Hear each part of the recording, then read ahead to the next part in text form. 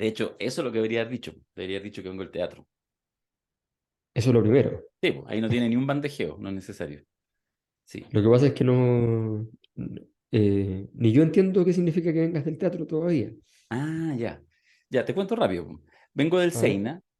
Espérate, primero, hay gente que está escuchando, hay gente que lo estamos estrenando esto, son pasado las 7 de la tarde, vamos a terminar, lo subimos al tiro, porque es un podcast de emergencia, lo pidieron, hay varias gente que lo pidió y de verdad que daba, ¿ya? O sea, daba un podcast de emergencia, una conversación, porque además día noticioso ya por dentro, con la declaración del presidente, pero eso ya lo hablamos, y después por fuera, por una parte primero con la resolución de los 6 años de cárcel, vamos a ver qué implica eso, de Cristina, y cuando pensamos que esa era la gran noticia viniendo de Argentina, aparecen un día las complejidades de Pedro Castillo que lo transforman en horas, desde una disolución del Congreso hasta el presidente destituido y preso, que es lo que se No lleva se en el leyó Perú. no se leyó el libro. No, no, no se lo leyó nadie, ya.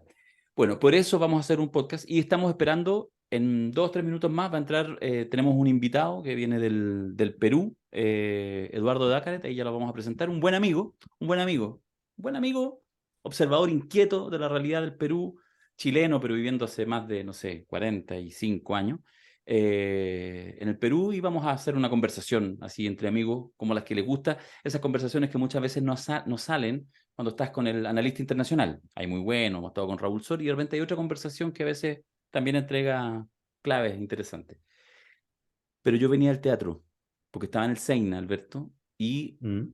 fuimos a ver, a hacer las pruebas y todo, porque el próximo martes tenemos podcast en vivo Sí, bueno, así es. y porque la venta de entrada va viento en popa y ya harta gente, bueno, igual era previsible, si para qué, si no nos vamos a los sorprendidos, porque entrada popular 5 lucas para pagar el teatro y los gastos de producción sería, básicamente, al gratín, podríamos decirlo.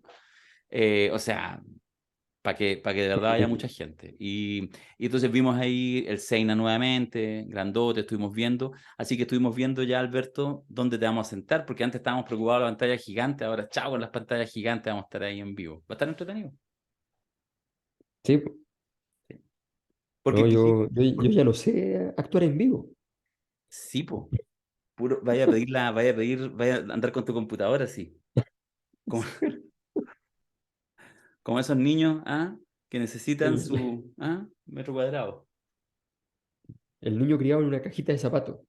Claro, Entonces, sí, necesita ahí la es cajita verdad. para... Es verdad. Cuando salgas a escena, vamos a decir, por favor, no aplaudan fuerte. Sino, sí, Sí, sí, voy a estar así, voy a estar así. Tal sí, cual. sí. Oye, ¿sabéis qué voy a decir? Hay una sorpresa. Le vamos a decir más adelante, lo voy a decir al tiro. Que además llamó al tiro Camilo Salinas y dijo a él.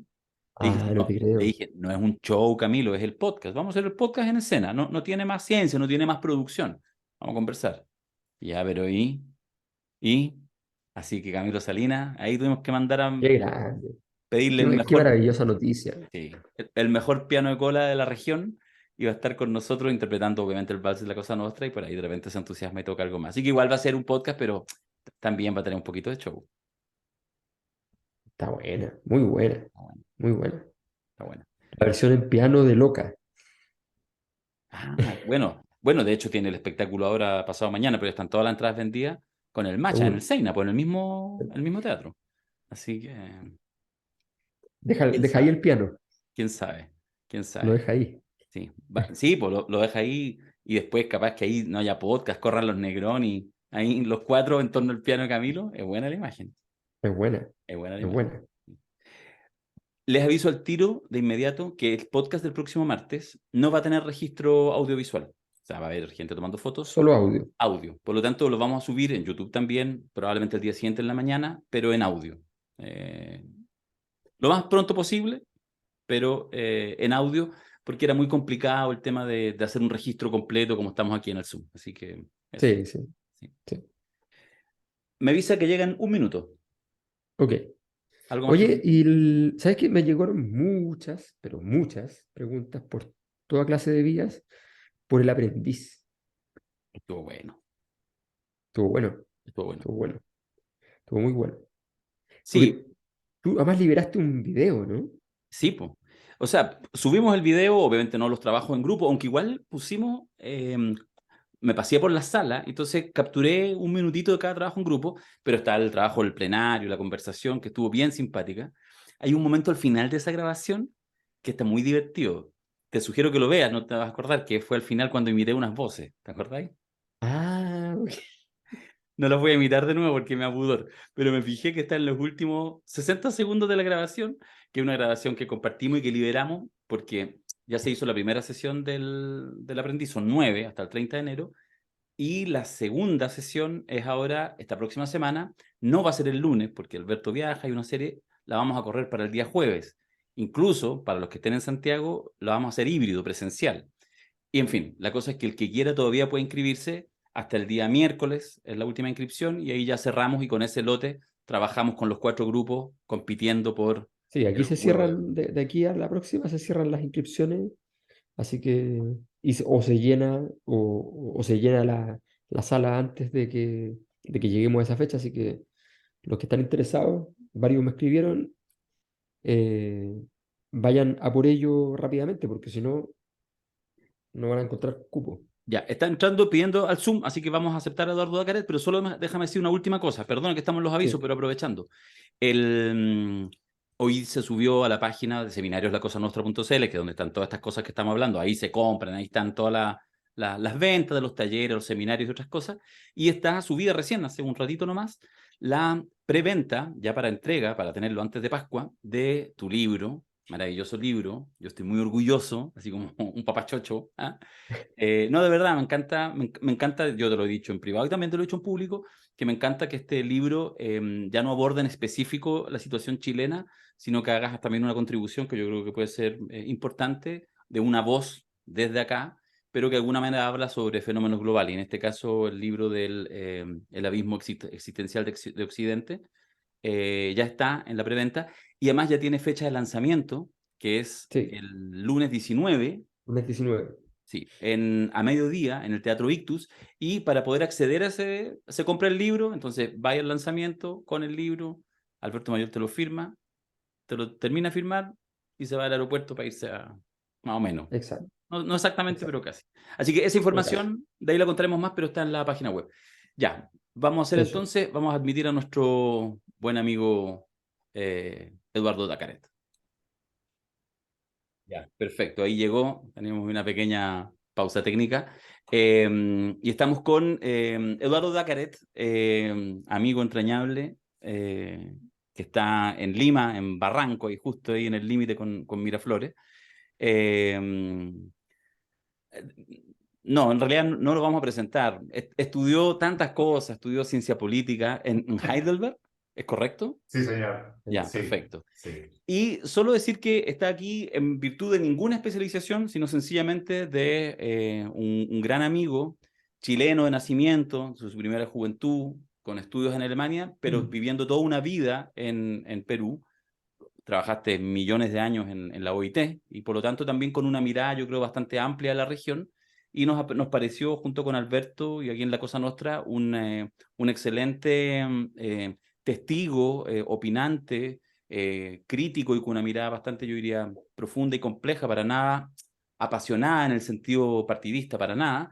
Y por lo tanto nos pareció súper pertinente porque yo creo que lo que pasó en las últimas 24, 48 horas con Pedro Castillo, por una parte, con el desenlace de verdad de comedia mala, digamos, porque, bueno, será seguramente lo primero que te preguntaremos, es como viste tú esta extraña cosa de la pachotada de disolver el Congreso sin nada y de estar a las pocas horas no solamente fuera del poder, sino además detenido. Y sabemos que eso en Perú uno no sabe si en realidad puede estar detenido los 7 días que le acaban de decir para investigar, o quizás 10 años o 20, no sabemos. Eso por una parte, y eso por supuesto concatenado con algo así, no tienes por qué hacerte cargo de mi definición, de una crisis estructural, pareciera ya en el sistema político peruano, que hace que cada nuevo presidente, y quizás la persona que asumió ahora, la vicepresidenta, quizás también se vaya sumando a un sinfín de nombres que estarán muy poco tiempo y que después tienen unas vidas muy, muy complejas.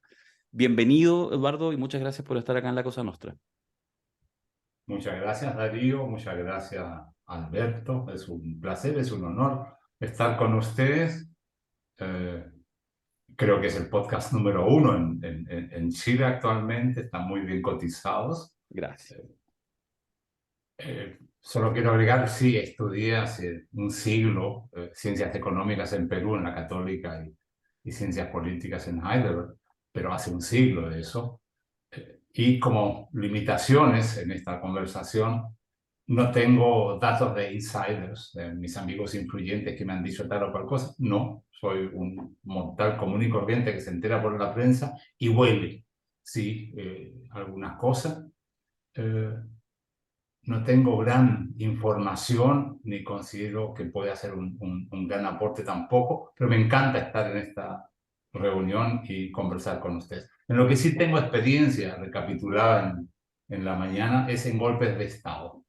Llevo 5, 4, además internacional, pues son 4 en Perú y 1 en Chile, vivido, digo, en donde estuve presente. Tengo la relación ahí porque no me confío en mi memoria, porque ya no se puede confiar en nadie. Yo no confío en mi memoria.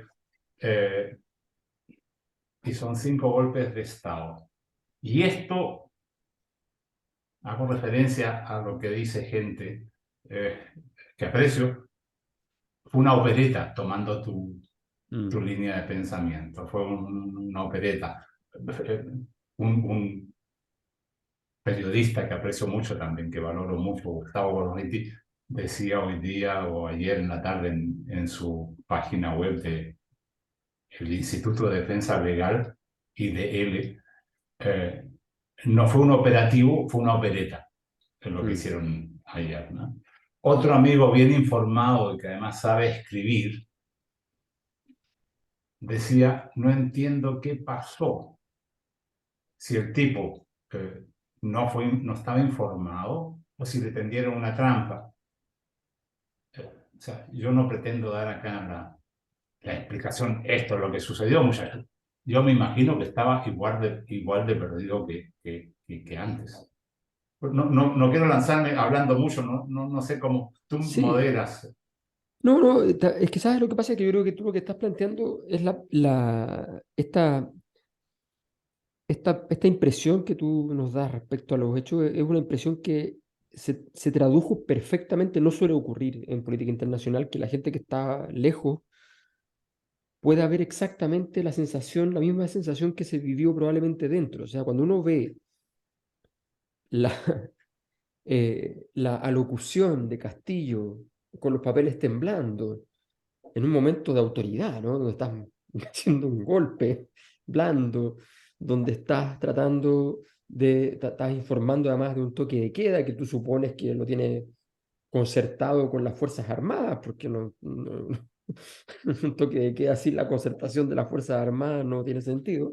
O sea, alguien que creyó que la potestad que dice la ley formalmente, efectivamente es una cosa que se firma y entonces todo ocurre, ¿ya?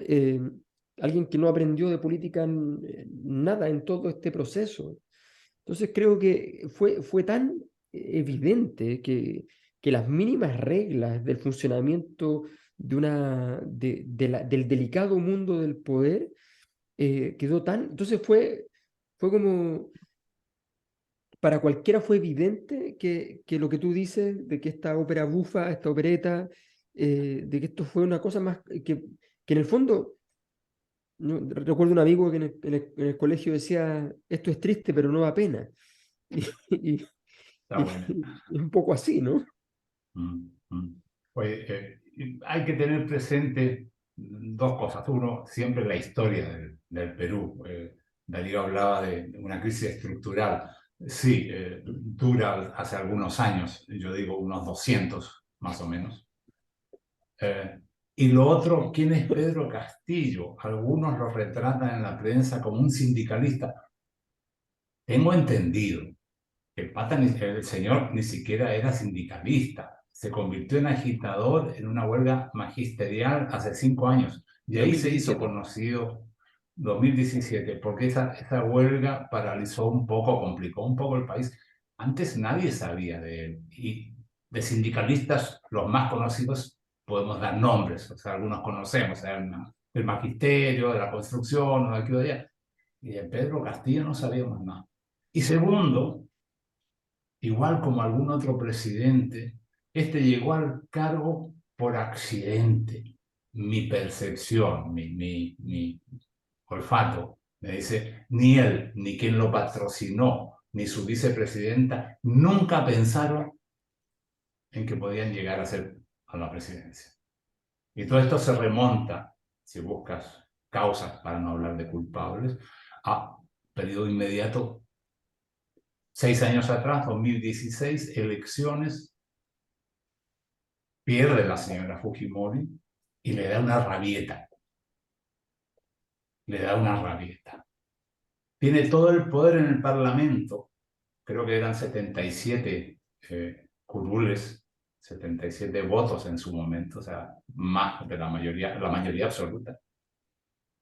Pudo haber gobernado desde el Parlamento y lo que hizo fue dar rienda suelta a su rabieta. Entonces, no sacaron, que yo sepa, una ley, una propuesta que beneficiara al país. Para mí, ahí empezó este último round con NATO, lucha entre el Congreso peruano y la presidencia. Pues se Pero dedicaron espérate, a perdona, boicotear. perdona, pero tú dices 2016, por lo tanto, esto que dices tú de la rabieta de Keiko al no haber ganado la elección anterior con Kuczynski, tú dices que en el fondo es una rabieta de este Parlamento con distintos presidentes que han pasado. O sea, no con Pedro Es, Castillo, con Kuczynski, después con Vizcarra, ya.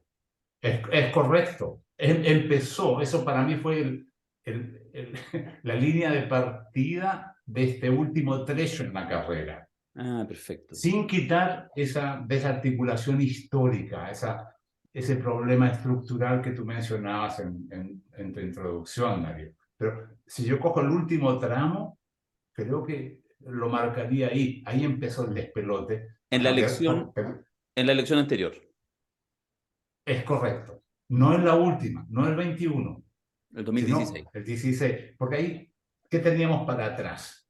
Teníamos un par de periodos presidenciales, Humala, Alan García, 10 años de Fujimori, Toledo antes todavía. Pero había una cierta estabilidad política dentro de sus problemas.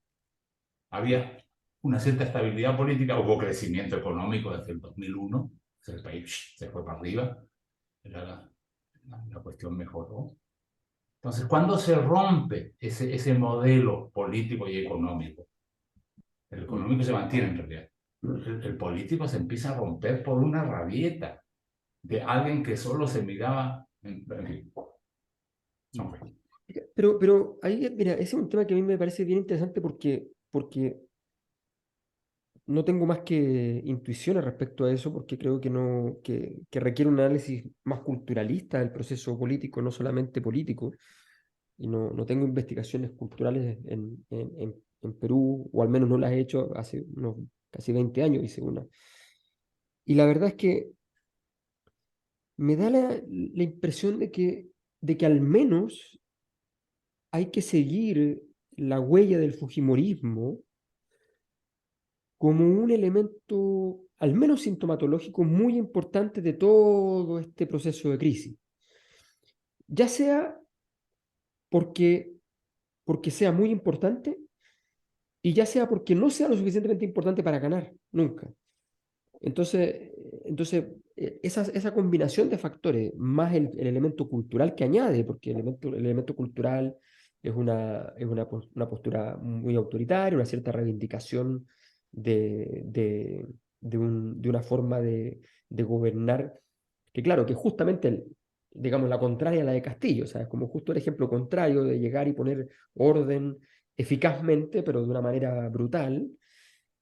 Ahora, con muchos errores propios del Fujimorismo, porque este conflicto entre los hermanos llegó muchas veces en el peor momento para las posibilidades de Keiko. Eh, y con la hipótesis de algunos sectores de que podía entonces incluso el hermano subir por sobre ella en algún momento. Entonces, eso desordenó el naipe del Fujimorismo. Eh, e indudablemente la historia propia de Fujimori no fue ayudando en general acompañando ese proceso adecuadamente para sus intereses.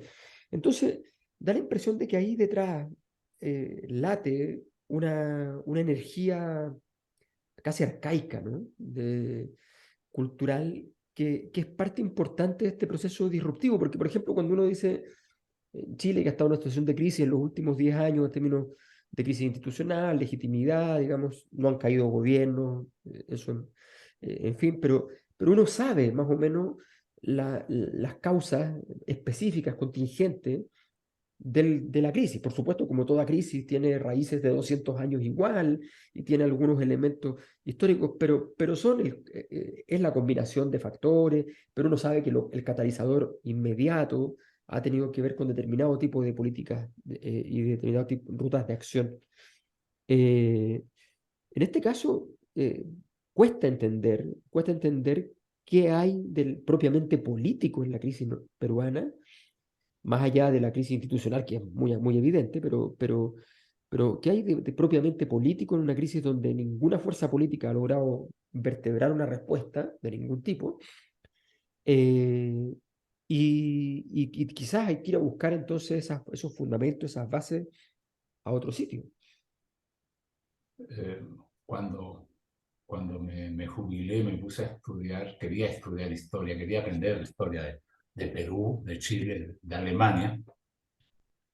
Así que hay que volver siempre a la historia, creo yo, porque me fascina y traduzco un poco mi ignorancia en esa materia, por lo menos. Y lo que creo, tú hablas de política, y para mí política suena a instituciones. Cuando no las hay, yo usaría la palabra hay caudillos, hay caudillismo. El fujimorismo es Fujimori, antes Alberto, ahora Keiko, muy devaluado últimamente. El partido de gobierno con Pedro Pablo Kuczynski era PPK, Pedro Pablo Kuczynski. O sea, el APRA ha sido en sus últimas décadas, diría yo, hasta su suicidio, Alan García. Es uno de los problemas del país. Ustedes lo conocen, porque aunque tú hayas estado hace 20 años acá, Alberto, o hayas hecho estudios sobre Perú hace 20 años, y Darío lo conozca bien, aunque no haya venido en el último tiempo, hay un problema estructural ahí viejo, viejo, viejo, en donde no tienes instituciones. Y lo mismo sucede con el Estado. Falta de instituciones fuertes. Y lo que hay acá no son partidos políticos, no los tiene. Tenías antes un par. Quizá el fujimorismo llegó a hacerlo, el APRA llegó a hacerlo, hubo otros. Pero claro, en Chile es noticia cuando alguien deja el PPD por la democracia cristiana y luego se juntan en otro grupo y arman. Claro, pero siguen siendo instituciones y hay crisis, como lo que ustedes mencionan en Chile, sí, pero hay una supervivencia es muy fuerte, van a decir. Existen instituciones que te permiten una negociación política. Y acá, los últimos, digamos, 6 años, cojamos otra vez el 2016 y la famosa pataleta, es casi un todos contra todos. Donde, No, perdón, dale, no, por favor. No, Ya, me gusta mira, escucharlos a ustedes. sí, tú planteaste cuando hiciste el recuento de los golpes de Estado, me quedo ahí resonando y tengo la sensación de que probablemente tengamos una diferencia, cosa que sería fantástica para En empezar. la contabilidad, No, digamos, en la contabilidad, pero ¿por qué tú mencionas, cuál es el golpe que hubo ahora? autogolpe. Tú dices por la declaración, digamos, de disolución del Congreso. Lo que intentó hacer, sin tener razones legales, sin tener razones constitucionales, disolver el Congreso, pero ojo, quizás no es mucha noticia para afuera, declaraba en reorganización todo el poder judicial, todo el sistema de justicia, todas las instituciones. O sea, acá voy a gobernar yo y voy a gobernar por decreto. Ya, de Y lo acuerdo. mencionó, termino con esto, Sí, sí, y sí. te dejo otra vez la palabra. Creo que el plazo cuando se destituye al presidente, quien asume en el lapso de 6 meses debe llamar a elecciones. Él se tomó 9 meses. Bueno, no vamos a hablar de sus errores, pero esa es la situación objetiva. Eso es lo que Claro. él dijo. Sí, es que sabes que yo quiero cuestionar un poco esa, digamos, respetando además la mirada porque estás ahí y todo, pero quiero hacer un contrapunto porque también siento que a veces, con todos los errores que no los conozco, que evidentemente ha tenido Pedro Castillo, pero me parece que es importante mirar también las condiciones, los poderes fácticos, como tanto nos gusta hablar acá en Chile. O sea, a Pedro Castillo se le impugnaron incluso la elección. O sea, hubo desde literalmente antes del primer día. Y hubo, Rabieta. sí, y Rabieta, efectivamente, Keiko y compañía. Y después, ¿cuánto? Llevaban como 3 ya ejercicios más o menos serios de buscar los 87 votos para la vacancia. Y Efectivo. efectivamente en eso se estaba en este día, esa era parte de la noticia. Sí, Donde sí. además con caídas de gabinete, o sea, una cosa, no sé, ¿cuánto habrá sumado? Unos, en año y medio que estuvo el gobierno habrá tenido, no sé, unos 60 80 creo, me suena la... ya, 80 ministros, sí. ministros, ¿ya? Sí, Bueno, por de pronto, de hecho, nosotros tenemos ahora un seminario sobre Latinoamérica este viernes y sábado de la Cosa Nostra, donde está invitada Anaí Durán, buena amiga socióloga, que fue sí. Ex ministra ministra, de la sí, mujer, sí, militante de izquierda, vamos a tener seguramente una visión sí, más sí. cercana, probablemente, porque ella estuvo incluso bastante hasta el final, digamos, apoyando a Pedro Castillo, siguiéndola en redes, lo que yo pude más o menos ver. Interrúmpeme, tú mandas. No, no, ustedes mandan. No, Perdón, de izquierda, Pedro Castillo, cuidado. Él, él nada que ver, es parte de nada que ver. Él no tiene nada que ver con la izquierda. Nunca lo escuché con postulados de la izquierda, ni tradicional, ni vieja, ni moderna.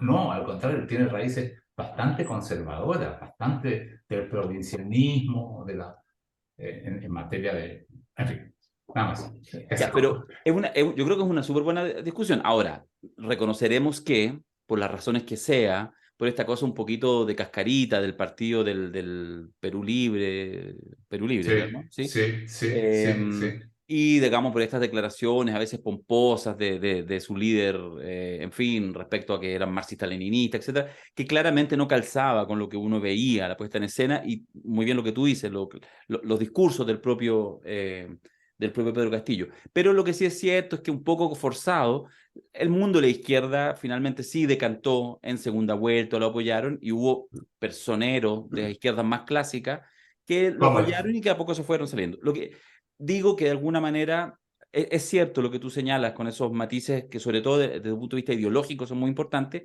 pero que también son monstruosidades, para decirlo en términos gramscianos, que surgen en estos tiempos donde efectivamente personas que vienen desde una cosa muy conservadora, pero también antielititaria, ¿ah? Esta idea del cholo que viene de la sierra, de Cajamarca, lejos, que nunca fue querido en Lima, que nunca tuvo una votación importante en Lima. Entonces, lo que quiero decir es, tú hablas de un golpe, pero estaríamos disponibles a admitir que de alguna manera también hay unas condiciones de borde, de golpe Sí. blando permanente del Parlamento, a este y los anteriores, que hacen que en realidad los presidentes hoy en día, Pedro Castillo no fue excepción, lleguen al gobierno sabiendo que el principal objetivo de parte importante de la oposición es sacarlo, no hacerle el gobierno difícil, sacarlo desde el primer día.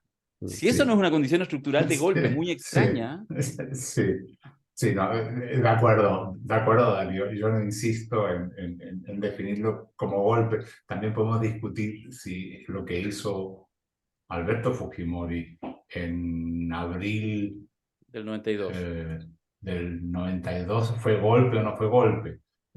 Acá creo que es nuevamente Gustavo Gorriti que hace un paralelo entre lo que hizo Fujimori y lo que hizo ahora eh, el señor Castillo. La diferencia, dice, está, lo de Fujimori se planeó con los militares durante más de un año y esto se planeó en hora y media, parece que sin ningún militar, ¿no? O sea, Sí, no hay nada. Yo solo no con... insisto en lo del golpe Ya. como denominación.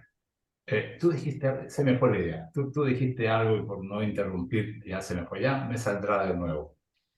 Te hago al tiro de inmediato una pregunta.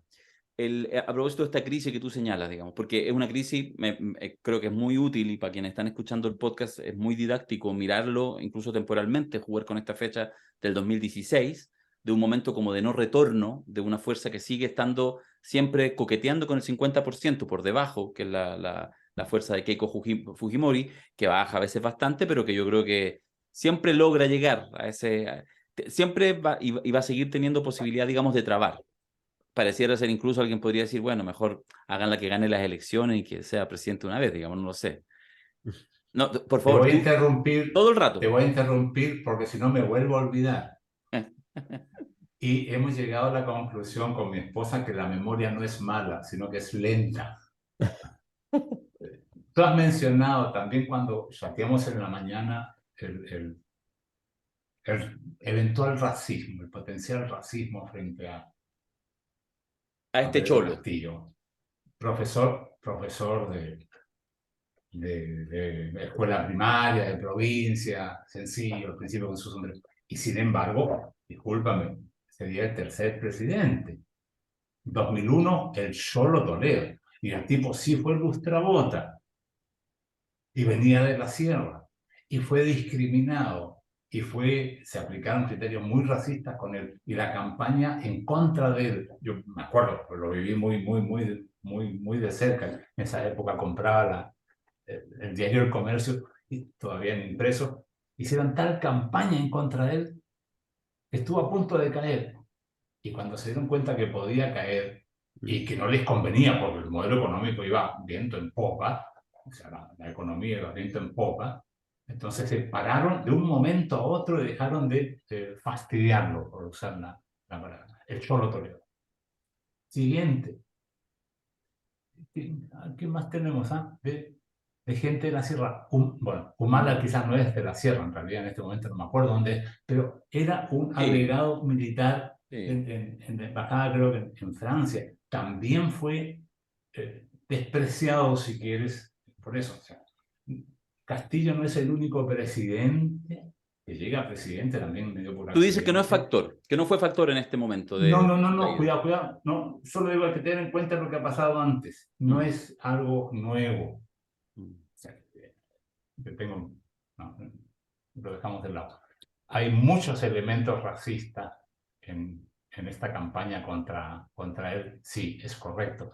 Y lo otro, porque lo mencionan demasiado, es la corrupción. Él es un corrupto, como si fuera el único, o como si fuera algo nuevo, o como si fuera algo... pucha, los demás fueron todos muy no corruptos, muy honestos. Y no, resulta que acá no es que haya corrupción en el sistema, sino, cito a gente a historia de la corrupción en el Perú, la corrupción es el sistema. Pero se usó mucho el tema, es un corrupto, es un corrupto, es un corrupto. Y disculpen, ¿cuál es la novedad Mm, acá? mm, mm. Corrupción hay en todos los países, en muchos niveles. Perdona, yo quería Pero hacerte una última pregunta la, por ahora.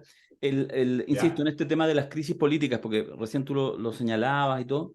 Entonces, cuando ya empieza a ser estructural, cuando ya tú llevas muchos años en esto, en un juego donde, donde tienes la información política, te copa las portadas, efectivamente es de manera permanente, noticia incluso internacional, llega a ser eso, por las distintas inestabilidades de los distintos presidentes, su salida, la irrupción de otros, que en general, incluso mirado a distancia, a veces con poca autocrítica, especialistas los chilenos en ser muy poco autocríticos, incluso mirado con cierta sorna, o esta cosa como, bueno, como la idea del gobierno bananero, que nos encanta a muchos en Chile, porque hace sentir por mejor en el supuesto, país. por Si tú dices, supuesto. mira qué mal están ellos, nosotros Sí. estamos bien. Sí. Bueno, de hecho, Sí, déjame comentar porque me parece que es significativo que uno de los periodistas, probablemente quizás el más importante hoy en día, figura televisiva, que es Daniel Matamala, que viajó de enviado especial, está sí. en este caso en Lima, y hacía hoy día un despacho en la mañana en el matinal y dijo una frase que fue muy interesante, que a propósito que todo el mundo pregunta y dice, oye, qué increíble, están tantos políticos presos en el Perú,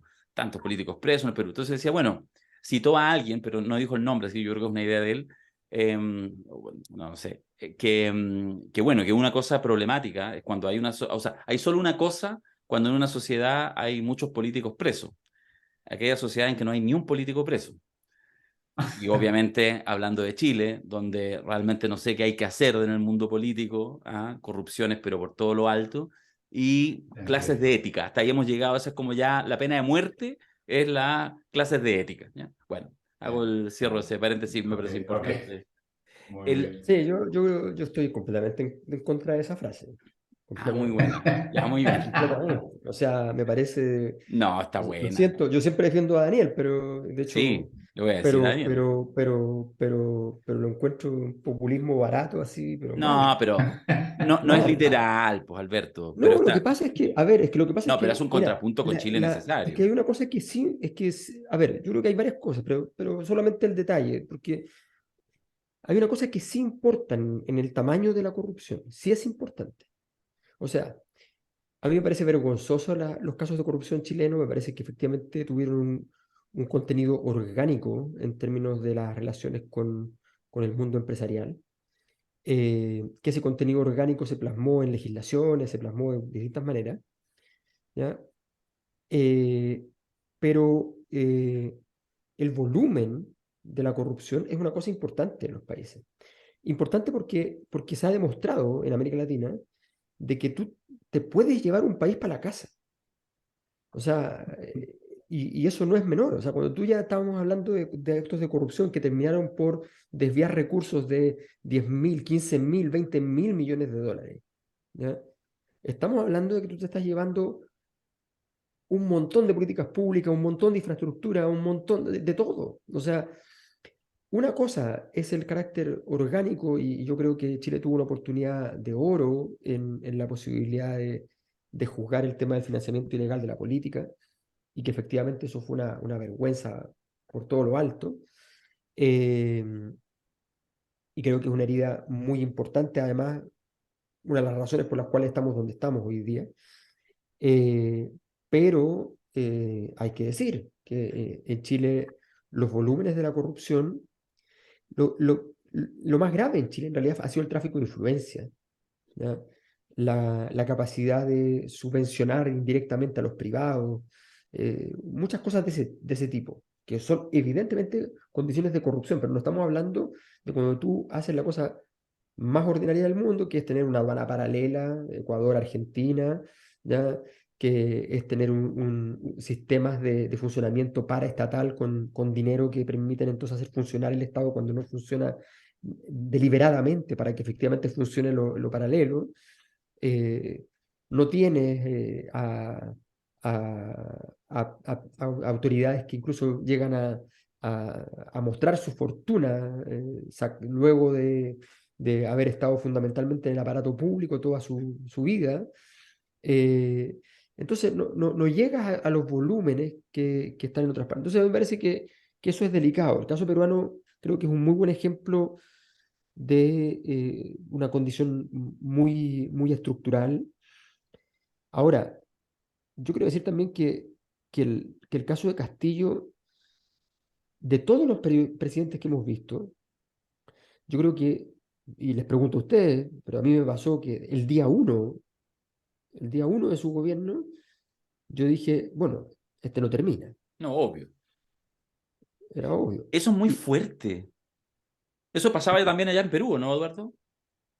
Me lo dijeron, yo viajaba a mitad de diciembre, hace un año, amigos bien informados, cenaba con ellos, no pasa de Navidad, no llega a fin de año, hace un año, ¿ah?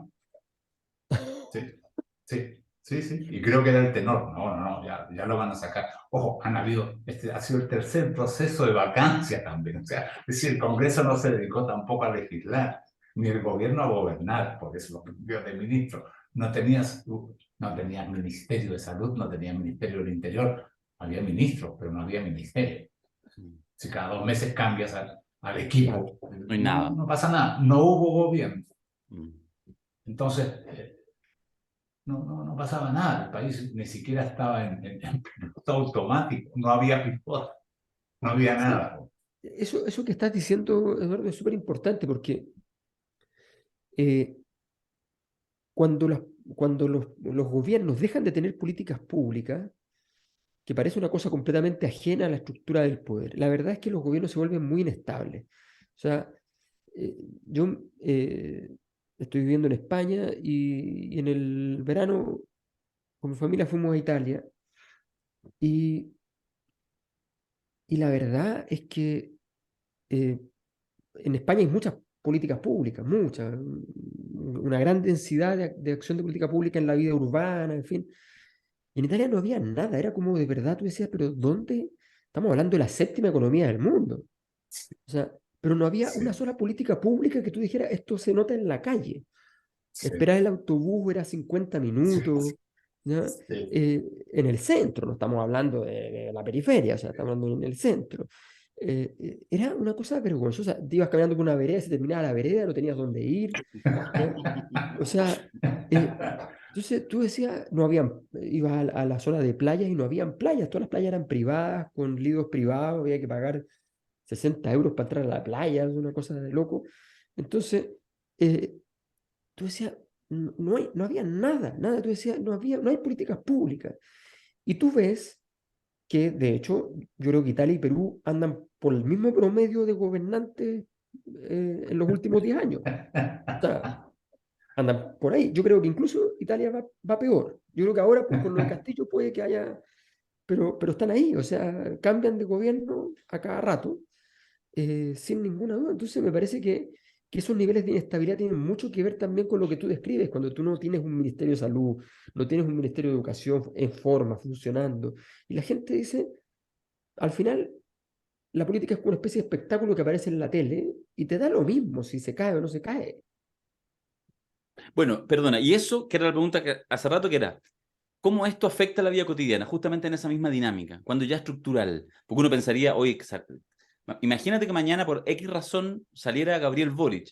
Nos imaginamos un terremoto grado 8, nos imaginamos una incertidumbre cotidiana durante, no sé, dependiendo de qué manera, semanas o incluso meses.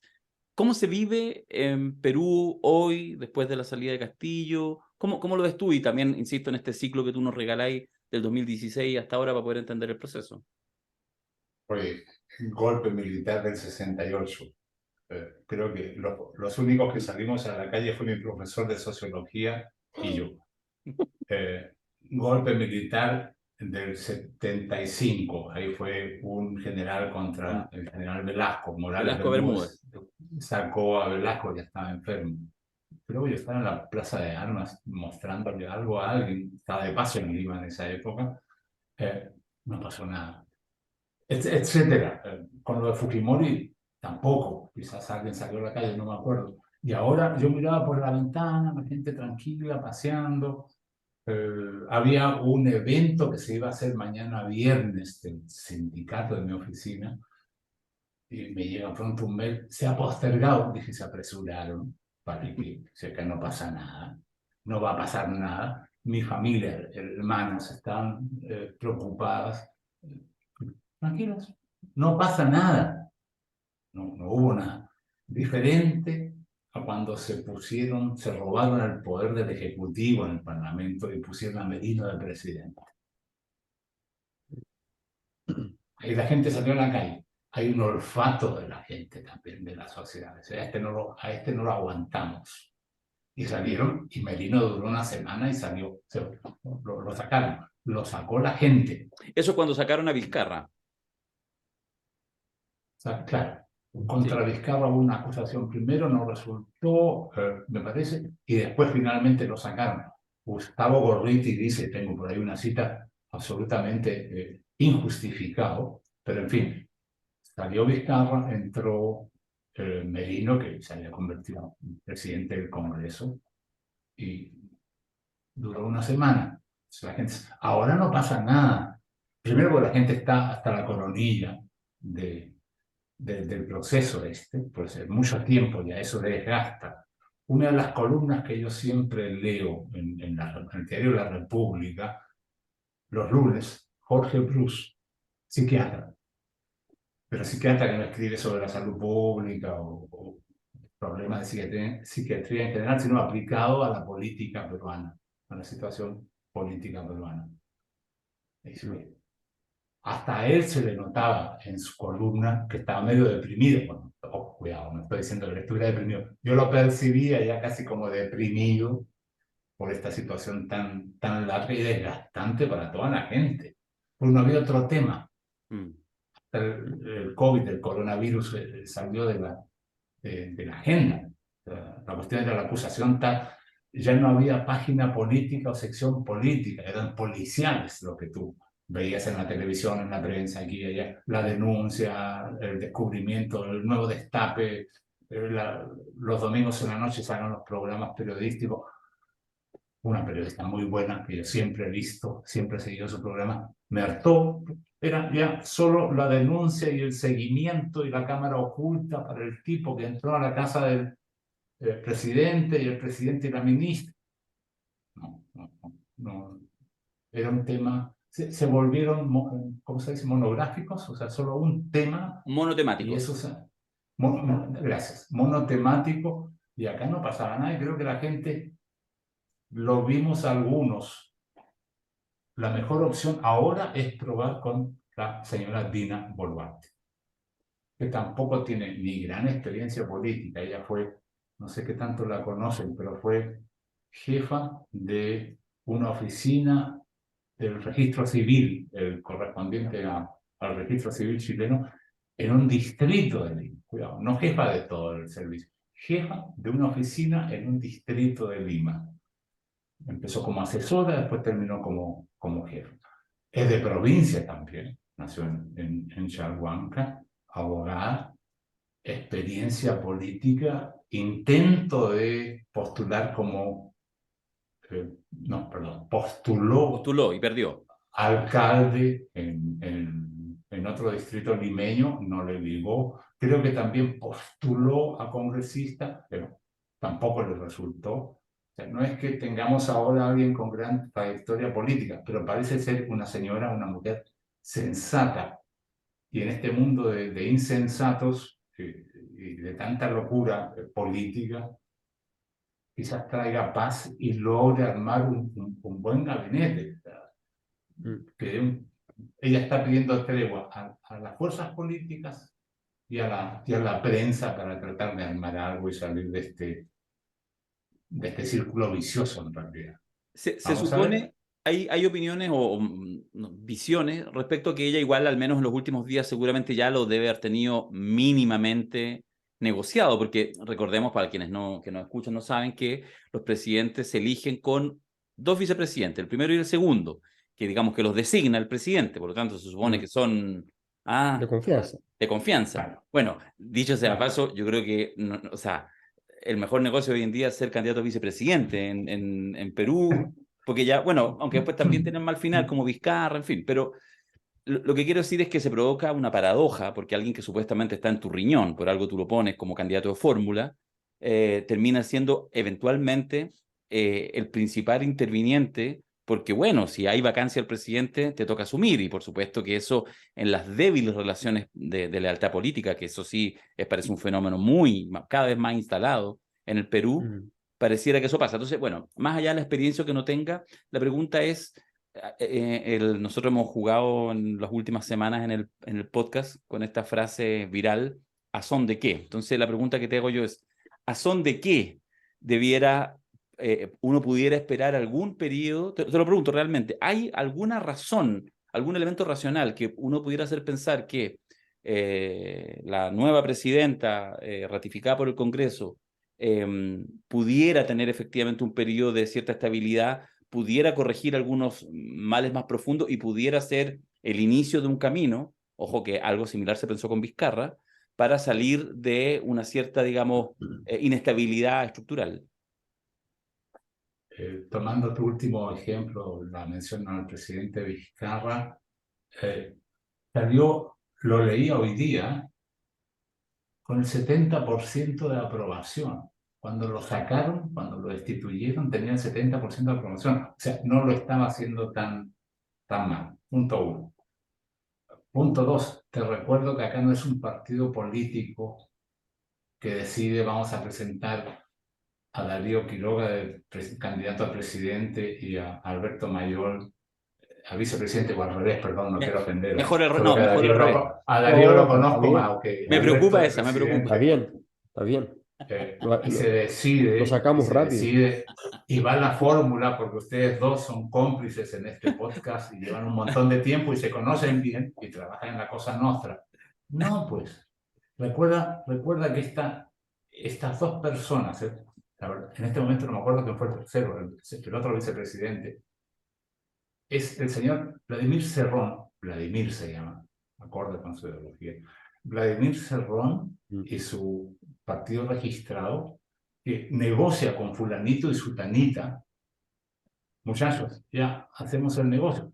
No se preocupen que nunca van a salir ustedes elegidos de presidente y de vicepresidente, si no se hagan problemas. Es solo vamos a hacer el proceso porque gano yo, ganan ustedes, gana todo el mundo en prestigio. La verdad no tengo muy claro por qué se presentan cuando saben que no van a ganar. Y resulta que, Dios mío, ganaron. Se convirtieron en presidente y presidente. Eso es punto 2, creo. 3, ya no me acuerdo, no me interesa. Y lo que tú dices, Darío, ¿por qué habría de cambiar la cosa? Los congresistas quieren seguir no trabajando, pero ganando. La gente está harta del proceso, está muy harta. Se empieza a notar hasta en el semáforo de la esquina que no tienes equipos gobernando en ningún sector. Esa es mi percepción. Cuando veo cosas en la calle, banalidades, tonteras, autos en contra del tránsito, acá no hay orden. O sea, hemos hecho un viaje de ida y vuelta de 1.300 kilómetros, o sea, 2.600 kilómetros en varias etapas, hace poco, en abril, mayo, no había un control policial en la carretera. Ni uno, cero. Antes siempre nos pararon, por favor, sus documentos, muy corteses, muy correctos, los policías. Ahora nada, y nos llamó la atención. ¿Cómo es que no hay? Claro, si no tienes equipo en el Ministerio del Interior, ¿quién se encarga de ordenar los operativos? Por citar solo un ejemplo. Creo que si mantienen este ritmo de frustración para toda la población, en donde se va a empezar a notar más fuerte, cada vez más fuerte, lento, pero se va a notar más fuerte, las consecuencias económicas de la falta de un gobierno más o menos estructurado y de equipos de dirección en los diferentes sectores del Estado, va a empeorar para todos. Se me ocurre que la coyuntura ayudaría a darle una oportunidad al nuevo gobierno. Pero anda a saber si es wishful thinking, si estás pensando en algo que desearías que sea así.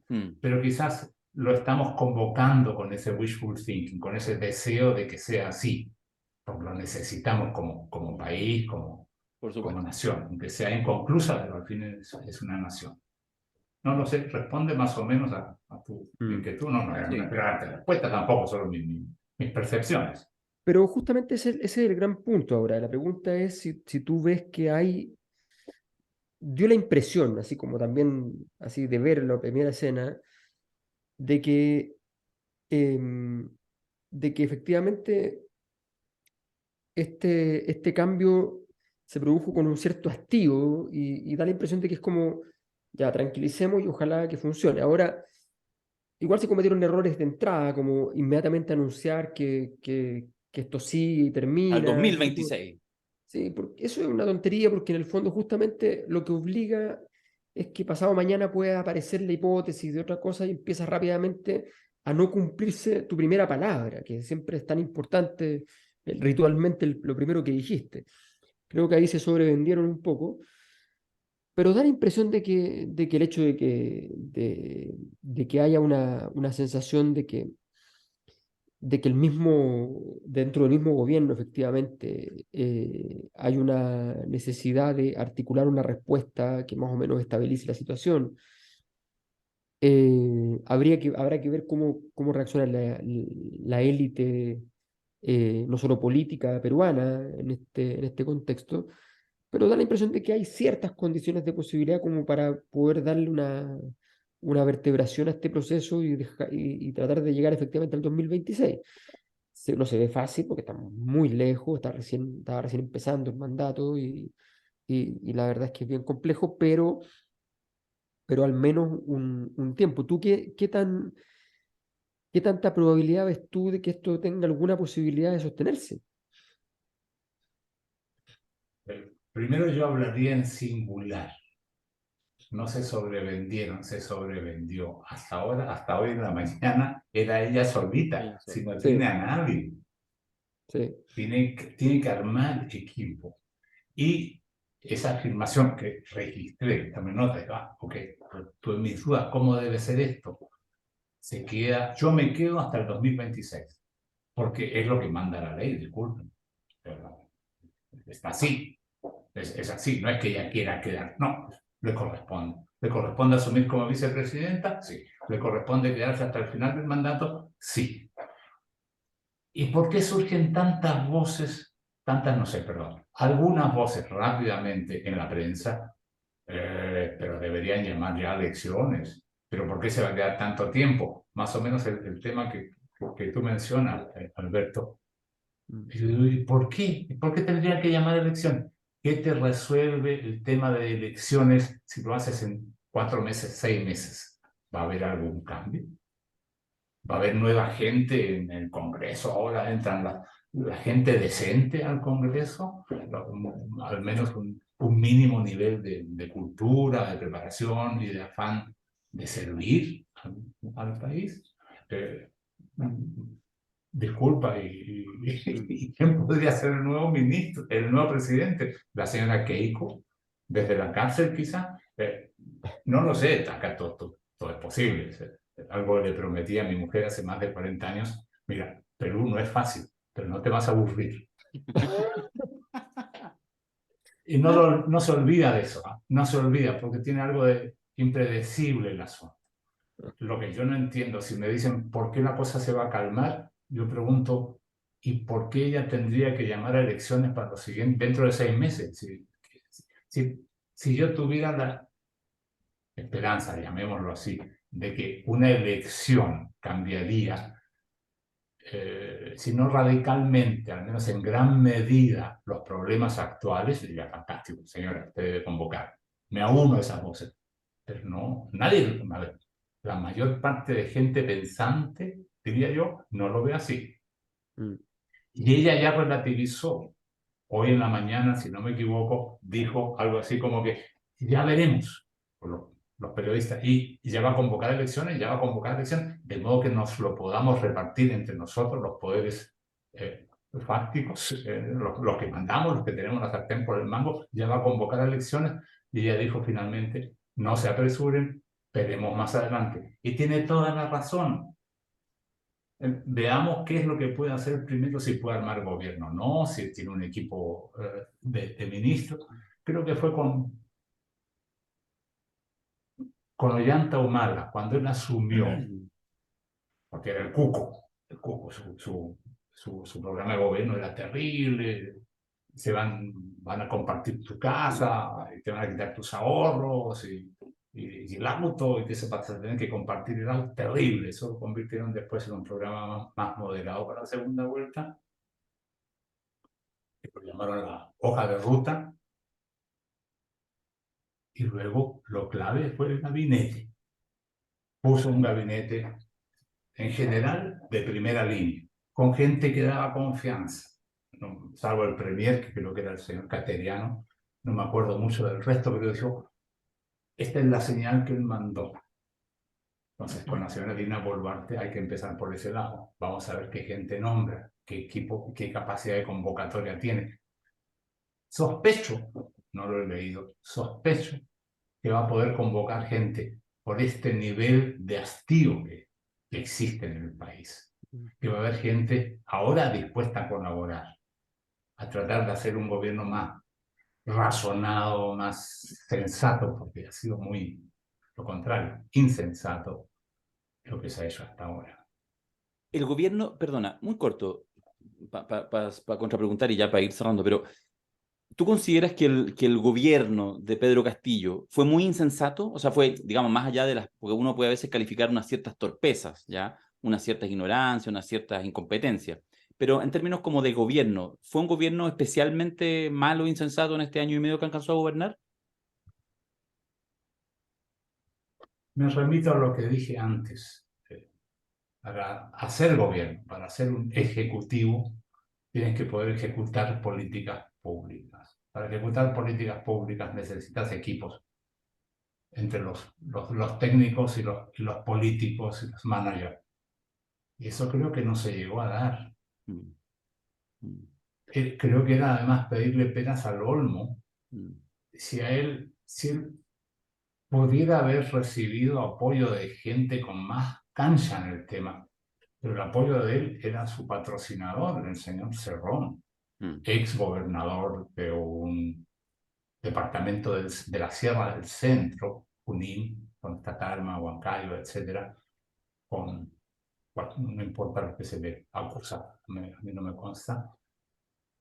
Y él decía, bueno, yo a salud pongo tal y en el interior pongo a tal.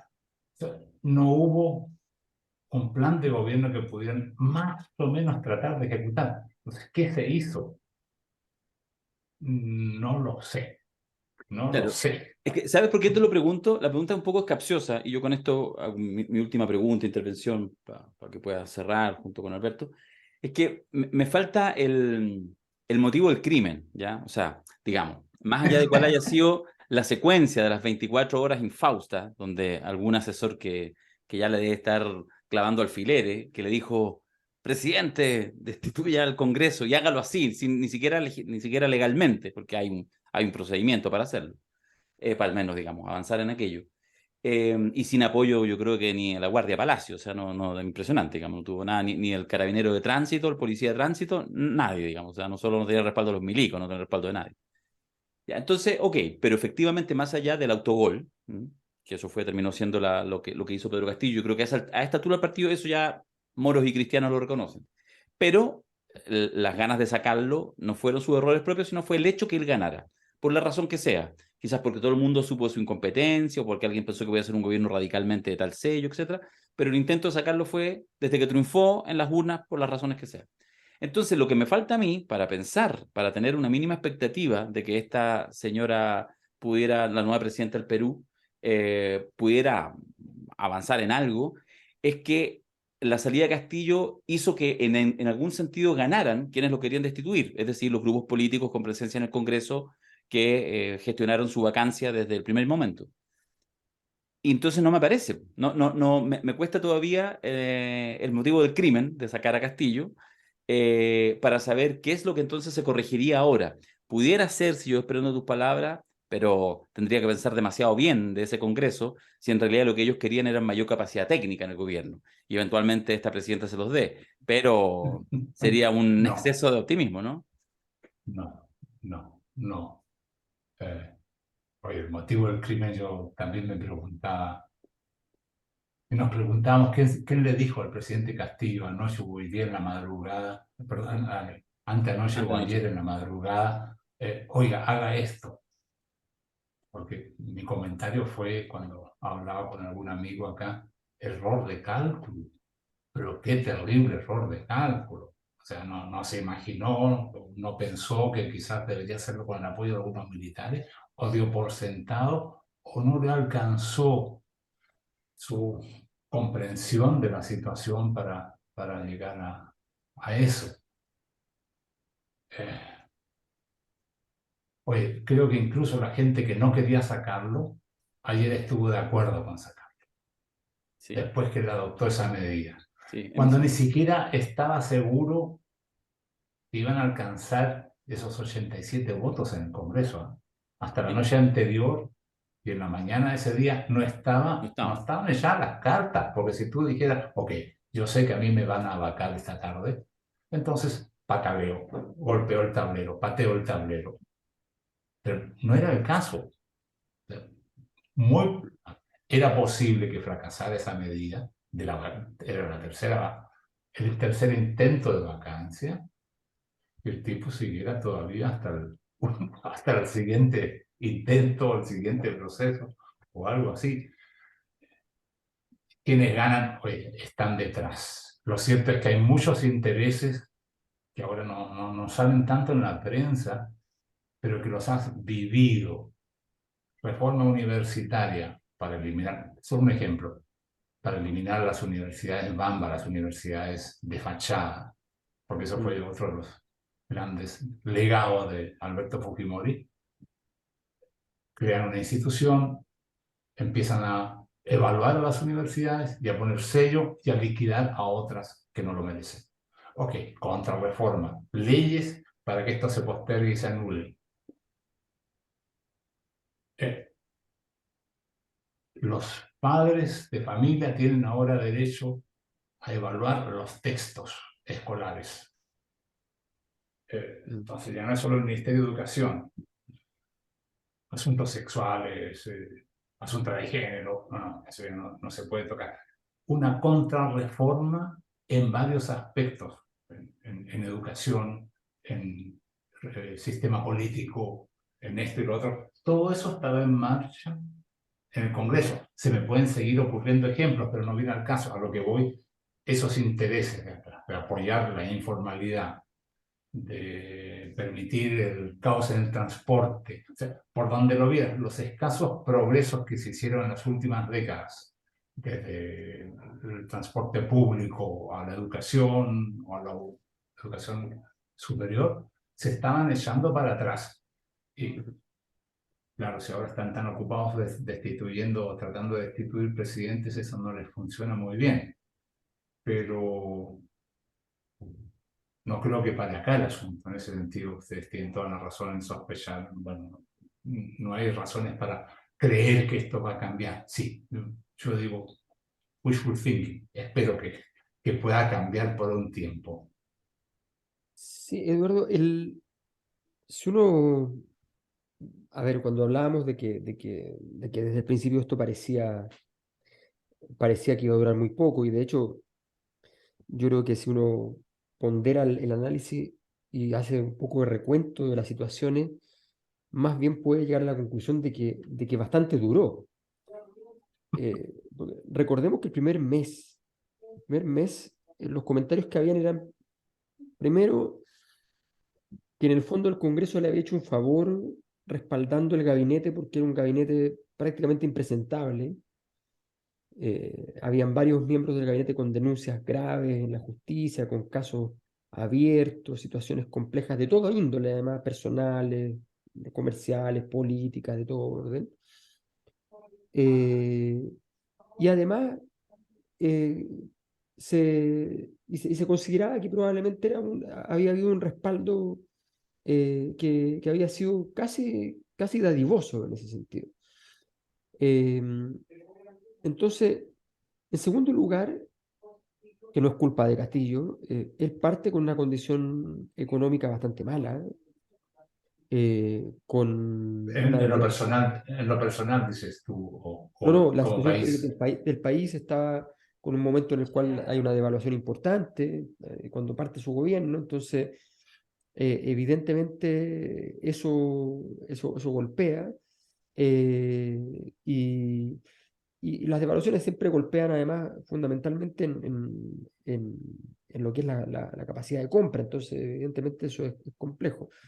Pero además partió rápidamente muy, muy mal con las encuestas. O sea, yo me acuerdo que cuando partió, eh, gana por muy poquitito e inmediatamente las encuestas, primer mes, 2 meses, ya están marcándole en niveles del 35, 38, o sea, bastante bajo para estar comenzando y luego de haber ganado la elección recientemente.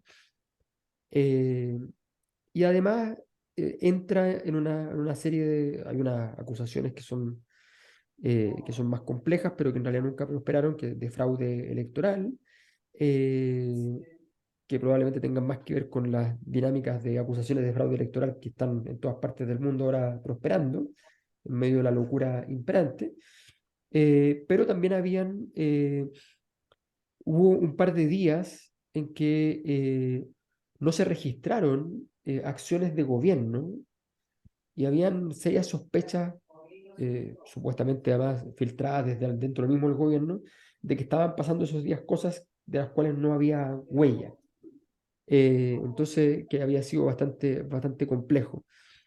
Y finalmente, algo que me da la impresión de que todavía sigue siendo relevante, el factor de Cerrón, ¿ya? Que era líder del partido de gobierno de Perú Libre, eh, y que si uno revisa sus últimas publicaciones en Internet, en Twitter, se da cuenta que hace ya bastante rato está por una tesis que si no es que saliera Castillo, está muy cerca de eso. O sea, entonces uno ve la estructura de poder de Castillo y realmente dice, la pregunta que uno se puede hacer más bien es cómo se sostuvo, Sí, porque es sí, un misterio. sí. Sí, en contra de la opinión generalizada, este cae mañana, desde que Claro, asumió prácticamente. Sí, claro. sí, pero quizás, a ver, yo no he pensado mucho cómo es que se sostuvo tanto, pero si tuviera que responder ahora, diría, oye, por incompetencia ajena. Sí, claro. Sí, no, sí, esas cosas pasan. Yo me acuerdo haber estado con un funcionario de un gobierno hace un par de años reunido en un café, en una conversación privada, que obviamente no voy a decir ni qué país ni nada, y me decía, mira, el mejor aliado del gobierno es la oposición. ¿Ya? Es una maravilla esta Claro, oposición. Ya claro, nos se claro, resuelve es todos que los problemas. hay algo de eso, hay algo Ahora, de eso. pero me decía, el único problema que tenemos en ese sentido es el gobierno. Welcome to Latin Oye, America. Oye, en esa termino el comentario. Además, Darío me va a tener que duplicar el sueldo. Me dijo, va a ser como 30 minutos, Ya, sí treinta lo y vamos. cinco Siempre digo literal. eso, siempre digo eso. Y cumplimos una hora, lo Sí, cual realmente me halaga, me agradezco. Eh, Decía una encuesta del Instituto de Estudios Peruanos, cuando salió Vizcarra, les dije antes, salía con el 70% de aprobación